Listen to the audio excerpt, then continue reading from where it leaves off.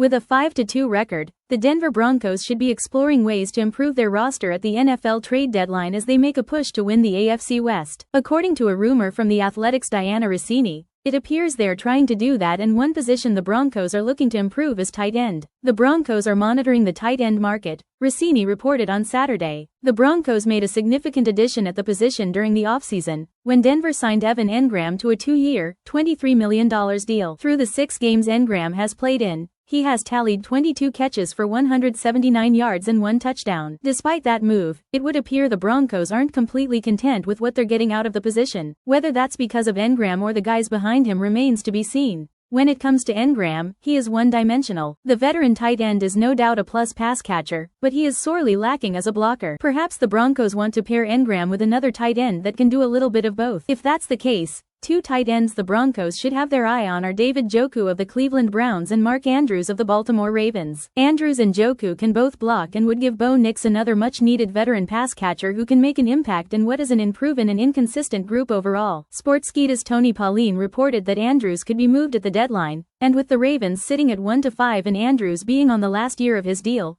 it stands to reason they might move on from him. Baltimore already has 2 young tight ends behind Andrews in Isaiah Likely and Charlie Kolar, which makes an Andrews trade even more possible. Mary Kay Cabot of Cleveland.com reported earlier this month that the Browns are not looking to trade Njoku, but she added that was the case with Joe Flacco and Greg Newsome before both were ultimately moved. We'll see if the Broncos end up doing anything ahead of the November 4th trade deadline, but if it's a tight end they're looking for, a trade with Baltimore for Andrews or Cleveland for Njoku both make sense.